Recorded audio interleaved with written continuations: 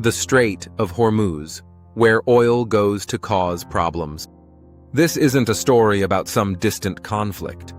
This is a story about a single strip of water just 33 kilometers wide that's holding the global economy hostage. For decades, we've operated as if the world is a perfectly oiled machine, assuming the energy that fuels our cars and powers our industries will just always show up. We were wrong. Right now, in the early days of March 2026, the gears of that machine have ground to a halt, after a devastating series of military exchanges between Iran, the United States, and Israel. This waterway, the Strait of Hormuz, is all but closed. On one side, 20% of the world's daily oil supply is trapped. On the other, a global economy is bracing for a shock it simply isn't ready for. This isn't some hypothetical problem for analysts to debate on TV. It's a real-time crisis, and the consequences are already heading for your wallet. What really happens when the world's most important economic artery gets severed? You're about to find out. Section 1. The world's uninsurable artery. To get how we got here, you first need to appreciate how absurd the geography of this region is. The Strait of Hormuz is the only way for a ship to get from the Persian Gulf to the open ocean. Period. Think of it like all the highways in North America funneling into a single two-lane bridge. And that bridge is controlled by neighbors who have been arguing for 40 years. That starts to paint the picture. Every day, countries like Saudi Arabia, the UAE, Kuwait, Iraq, and Qatar load their oil and natural gas onto massive tankers. In the first quarter of 2025, that averaged to over 20 million barrels of oil and petroleum products flowing through this channel every single day. That's a fifth of everything the world consumes. It's also where about 20% of the world's liquefied natural gas, LNG, comes from, mostly from Qatar. These aren't just abstract numbers. This is the energy keeping the lights on in Mumbai, the factories running in China, and the cars moving in Tokyo.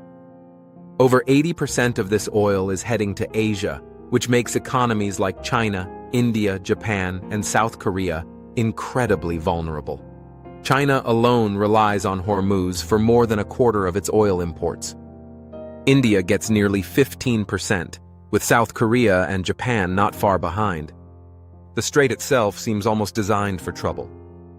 Its narrowest point, the shipping channel, forces massive tankers into two lanes, each only 2 miles wide, passing directly through Iranian and Omani waters. There's no international water to sneak through. Imagine if the only way to get out of your driveway was to cut across your angry neighbor's front lawn. Now, under international law, ships are guaranteed transit passage, but that legal right is a fragile thing. It's a gentleman's agreement, and right now, the gentlemen have left the room. What makes a choke point like Hormuz so powerful is that you can't just go around it. Look at a map. To the west, you hit the dead end of the Persian Gulf. Any other sea route means sailing thousands of miles out of the way around the entire Arabian Peninsula. What about pipelines? It's a good question.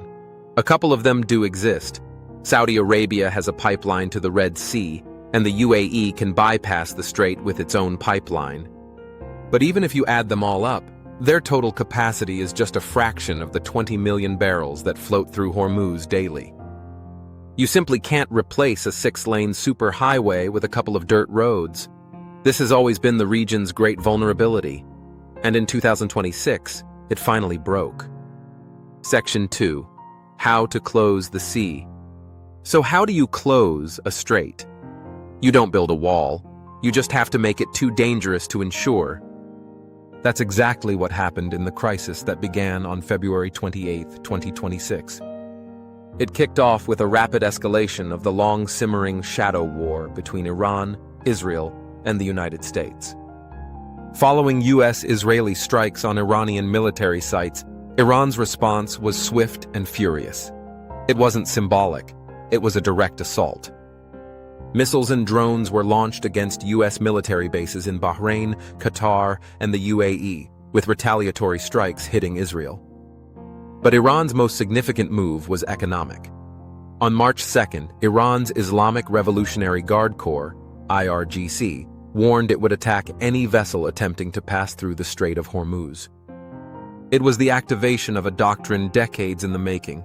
If you poke the hornet's nest, everyone in the garden gets stung. Iran doesn't need a massive navy to do this. For years, it has perfected a strategy of asymmetric warfare. It's not about fighting a fair boxing match. It's about a smaller, faster opponent using guerrilla tactics to win. We're seeing it play out right now. First, naval mines. They're cheap, can be deployed secretly, and turn shipping lanes into a deadly lottery. Second, swarms of fast attack craft. The IRGC has a huge fleet of small, armed speedboats. Their tactic is to overwhelm a large, powerful warship the same way a swarm of wasps can take down a bear. Third, anti-ship missiles and drones. Iran has a massive arsenal of these, many hidden along its coast. They create an invisible kill zone that is incredibly difficult for any ship to safely sail through. The result was immediate. Shipping traffic collapsed. On March 1st, the number of vessels passing through the strait dropped by roughly 80%. Major shipping lines suspended all transit. Satellite data showed a ghost fleet of over 150 ships, mostly tankers, anchored and afraid to move. But the most powerful weapon wasn't a missile. It was an insurance contract. The London-based insurance market, which underwrites most of the world's maritime trade, began withdrawing coverage. War risk premiums, the extra insurance for sailing in a danger zone, skyrocketed. It was like your car insurance suddenly demanding an extra $1 million just to drive down a single street. Before the conflict, that premium for a trip through Hormuz might have been 0.25% of a ship's value. By the first week of March, it climbed toward 3%. For a supertanker, the insurance for one trip went from around $625,000 to $7.5 million. Without insurance, ships can't get financing, they can't carry cargo, and they can't sail. The Strait of Hormuz wasn't blocked by a chain of warships. It was closed by risk, fear, and finance. If you're finding this breakdown insightful, consider subscribing. We release deep dives like this every week, explaining the complex systems that run our world and what happens when they break. Hit the subscribe button and turn on notifications so you don't miss our next video, where we'll be exploring the other major choke point in the news, the Bab el-Mandeb Strait and the Red Sea. Section 3. The ricochet effect. A crisis in a 33-kilometer stretch of water doesn't stay there. It radiates outwards like the splash from a bowling ball dropped in a puddle. The first shockwave is always the price of oil. Immediately after the de facto closure, the price of Brent crude oil jumped over 10% to more than $82 a barrel. Analysts warned that a prolonged shutdown could easily push prices to $100 or even $120 a barrel. This isn't just a number on a trader's screen. It's the first domino to fall in a line that stretches all the way to your front door. Think about it. That $100 barrel still has to be shipped. But now, the few tankers willing to make the trip are demanding insane rates. The cost to charter a supertanker from the Persian Gulf to China surged by 35%. Every single one of those costs gets passed on. It's like when the price of flour triples. Suddenly, the bread at your local bakery costs more too. For the energy-hungry economies of Asia, the impact is severe.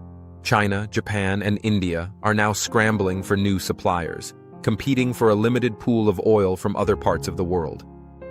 It's like a game of musical chairs where suddenly there are far fewer chairs than players. Europe is also in the crossfire. While it's less dependent on Gulf crude, it gets a lot of its LNG from Qatar, all of which has to pass through Hormuz. That threatens to raise utility bills, right as the continent was recovering from its last energy crisis. But this isn't just about oil and gas. It's about everything. About 10% of the global container fleet was caught in this bottleneck. These ships carry electronics, car parts, food, you name it. Every delay and every dollar of increased shipping cost feeds directly into global inflation. And this is where it hits your wallet. The first place you'll feel it is at the gas pump. But it doesn't stop. The cost of diesel, which fuels the trucks that deliver almost everything you buy, also soars.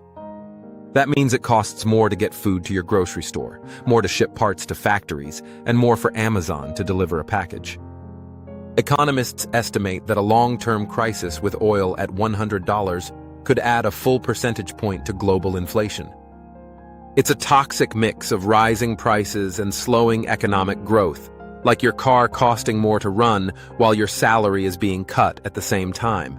This can drag the entire economy toward a recession. Section 4. The unwinnable game. So, what happens now? The United States has the most powerful navy in the world, with its Fifth Fleet headquartered right there in Bahrain. Back in the 1980s, the U.S. Navy escorted oil tankers to protect them. Washington has proposed a similar plan for this crisis. But this isn't the 1980s anymore. Trying to escort ships now would be far more dangerous. In the 80s, it was like a bodyguard walking a VIP through a rowdy crowd. Today, it's like walking that same VIP through an active minefield while being targeted by snipers. Iran's advanced mines, swarming boats, and anti-ship missiles could turn the strait into a brutal, bloody mess with no guarantee of keeping the oil flowing. A Pentagon war game simulation years ago concluded as much. On top of that, the 2026 crisis isn't just a naval standoff. It's a full-blown regional conflict. Iran has already shown it's willing to strike targets in neighboring countries that host U.S. forces, expanding the battlefield far beyond the water. For decades, the global economy was built on just-in-time efficiency. This is like a grocery store that keeps no food in the stockroom, relying instead on one truck to show up every morning with exactly what it needs for the day. If that one truck breaks down, the shelves go bare instantly. We prioritized that cheap, fast model and just assumed key arteries like Hormuz would always be open. The crisis of 2026 shattered that assumption. The new watchword isn't efficiency anymore, it's resilience. Nations are being forced to rethink their supply chains. Countries will invest more in strategic oil reserves, and the cost of shipping will likely be permanently higher as the market reprices the risk of a world where geography can be weaponized in an instant. The Strait of Hormuz has always been a paradox. It's the artery through which the lifeblood of our modern world flows, a symbol of our interconnected economy. But its geography also makes it the global economy's Achilles heel, a single point of weakness that can bring the whole system down. The crisis of 2026 has exposed the fatal flaw in that system.